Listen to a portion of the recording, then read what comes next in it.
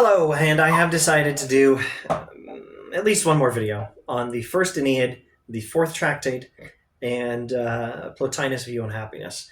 Let me resist as much as I can any urge to review Plotinian metaphysics, and also resist most of the urges to review who is Plotinus and what is this book, the Aeneids. Go back and watch earlier videos in the series if you want some intros to that. Now, I will say this, though, by way of citation. I must say, we're using the public domain translation by Stephen McKenna.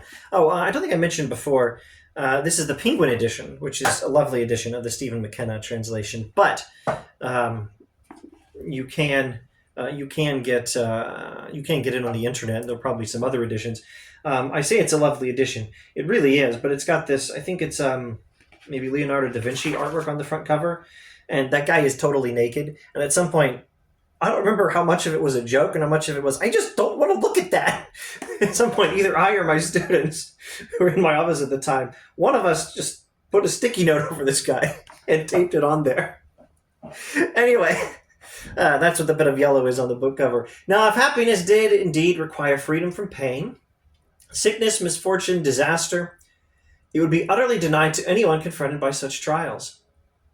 But if it lies in the fruition of the authentic good, why turn away from this term and look to means, imagining that to be happy a man must need a variety of things, none of which enter into happiness? If, in fact, felicity were made up by heaping together things which are at once desirable and necessary, or perhaps even things that are called desirable without being necessary, we must bid for them all. But if the term must be one and not many, if, in other words, our quest is of a term and not of terms, that only can be elected which is ultimate and noblest, that which calls to the tenderest longings of the soul.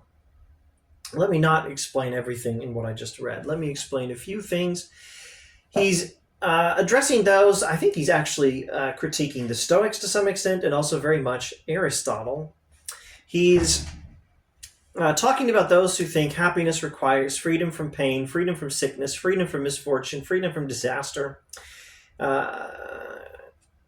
He says there would be no happiness at all if happiness required those things for anyone confronted by such things. But if happiness lies in the fruition of the authentic good, why imagine that we need anything else to be happy? All we need to be happy is the ultimate good for a human being. And what is that good? It's for the soul to contemplate the divine.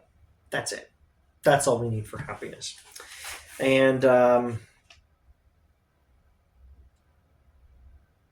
I will briefly look at some other passages, and then I'll stop. Skipping a bit.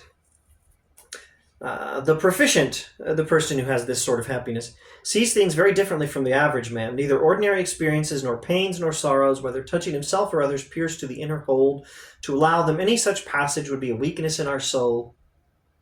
It is precisely to meet the undesired when it appears that he has the virtue which gives him to confront it, his passionless and unshakable soul. One is reminded of the poem Invictus by whoever wrote that poem. It was in the Morgan Freeman movie. One is reminded of Stoicism and the idea of having an unshakable, unconquerable soul and happiness that is perfectly stable no matter what happens. And again, I can say there's a bit of nuance here. I can say Plotinus agrees with the Stoics that that's what happiness involves and that that's what we need. That's what we should be pursuing in life. But he's not agreeing with the Stoics on everything, because virtue, the soul being sufficient in and of itself, is not his picture of happiness. His picture of happiness is a Platonic picture of happiness. His picture of happiness is the soul being invulnerable to whatever crap the world throws at it, because that soul is pointed up towards God and is satisfied with God. And again, you want a more detailed account of these things? More Plotinus will do, or get the Hindu account, the Bhagavad Gita, or other sources.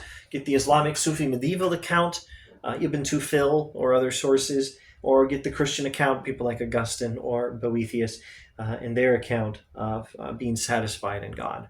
And I shall now stop. Thanks for watching.